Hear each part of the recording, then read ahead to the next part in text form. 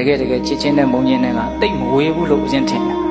နောက်ဟိုဘက်လှည့်လိုက်တာနဲ့မုန်းချင်းဖြစ်သွားတာဟုတ်တယ်မဟုတ်လားစဉ်းစားကြည့်အတိတ်အဝေးကြီးလို့မထင်နဲ့နော်အခုစိတ်တိုင်းကြနေတဲ့အချိန်မှာချစ်တာပဲမကြတော့ဘူးဟေ့ဆိုတာနဲ့အုံးသွားတာဒါကြောင့်ချစ်ချင်းမှလည်းပဲဘာမှအနှစ်သာရမရှိတယ်လို့ဘာမှအခိုင်အမာကောင်းလိုက်တာလို့ထင်စရာမရှိတယ်လို့မုန်းချင်းကိုလည်းသိပြီးတော့နော်မလိုချင်ဘူးဆိုတာမျိုးမဖြစ်သင့်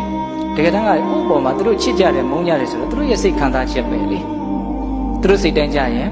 ချစ်တာပဲသူတို့စိတ်တိုင်းမကြရင်မုန်းတာကိုင်ကိုကသူများကိုချစ်တယ်မုန်းတယ်ဆိုတာဘာတော့ကိုယ်စိတ်တိုင်းကြရင်ချစ်တာပဲကိုယ်စိတ်တိုင်းမကြရင်မုန်းတာပဲပြောချင်တာကတကယ်ချစ်စရာကောင်းလို့ချစ်တယ်ဆိုတာထက်ချစ်ချင်လို့ချစ်တာတကယ်မုန်းစရာကောင်းလို့မုန်းတယ်ဆိုတာတဲ့မုန်းကျင်လို့မုန်းတာဆိုတော့စိတ်တိုင်းမကြလို့ပေါ့စိတ်တိုင်းကြစရာအလွန်ကောင်းမှလဲခင်တယ်စိတ်တိုင်းမကြရင်လည်းမုန်းကြတာပဲစိတ်တိုင်းမကြစရာအလွန်ကောင်းမှလဲခင်တယ်စိတ်တိုင်းကြနေလေချစ်နေကြတာဒါဘယ်နဲ့လုံးဒီလောက်ကပေါက်ချဆန်းတဲ့ချစ်ချင်းမုန်းချင်းကိုဘယ်နဲ့ကြောင့်လူတွေကအကြီးအကျယ်နော်အခိုင်အမာလှုပ်ပြီးတော့နော်နေကြတယ်လေဆိုတာစဉ်းစားတယ်မကောင်းဘူးလားချစ်စရာကောင်းလို့ချစ်နေတာလည်းရှိပါလေမုန်းစရာကောင်းလို့မုန်းနေတာလည်းရှိတယ်တချို့ချစ်စရာကောင်းရင်လည်းမုန်းနေတာရှိတယ်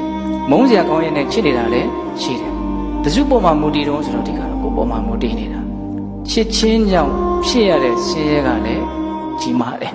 မုန်းချင်းကြောင့်ဖြစ်ရတဲ့ဆင်းရဲကလည်းကြီးမားတယ်ဆိုတာဒါကိုအဓိကနားလည်မှုရှိဖို့ဒါပဲ